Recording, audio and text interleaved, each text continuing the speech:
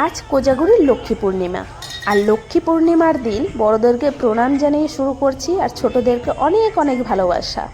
আমার হয়তো ভুলভ্রান্তি অনেক হবে, হওয়াটাই স্বাভাবিক। মানুষ যেহেতু, মানুষ বলতেই ভুল হতেই পারে।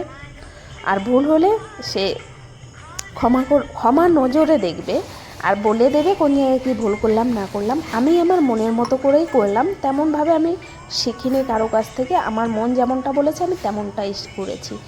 গঙ্গা মাটি নেই তো কী করব, এমনি মাটি নিয়ে নিয়েছি। এমনি মাটি নিয়ে সুন্দর করে বানিয়ে নিয়েছি, তার উপর 5টা সিঁদুরের ফোঁটা দিয়ে নিয়েছি।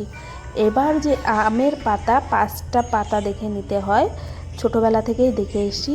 পাতার উপর সিঁদুরের ফোঁটা দিয়ে নিয়েছি। আর এই যে ধান রেখেছি, এটা শাশুড়ি মা নিয়ে এসছে পুজো দেওয়ার জন্যই তো। আর ওই ধান দিয়ে তার উপর কাঁচা টাকা দিতে হয়, আমি দিয়ে নিয়েছি। এবার জল ঘরটাকে স্বস্তিক চিহ্ন বানিয়ে নিয়েছি, ওতে আমি হরিতকি দিয়ে দিলাম, তারপর জল দিয়ে দিলাম। মাটি দিয়ে যে বানিয়েছিলাম তার উপর কিছুটা ধান এবং কিছুটা ফুল দিয়ে দেব। ফুল দিয়ে এর উপর আমি ঘট প্রতিস্থাপন করব। মেন ভিডিও করার বিষয়টাই হচ্ছে আমি কেমন করে লক্ষ্মী মায়ের ঘট প্রতিস্থাপন করলাম সেটাই।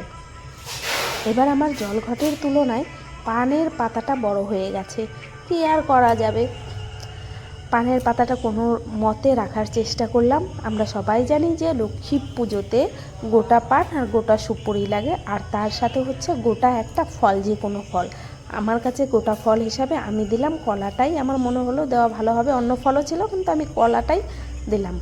এর সাথে সাথে দিলাম হচ্ছে গাঁদা ফুল, কারণ লক্ষ্মী মায়ের খুব পছন্দের ফুল হচ্ছে গাঁদা আর দোপাটি। 2 কালারের দোপাটি দিয়েছি, একটা লাল সিঁদুরে কালার আর একটা হচ্ছে পিঙ্ক কালার। তার সাথে সাথে কিছুটা দুর্ব, এই দিয়ে আমি ঘট প্রতিস্থাপন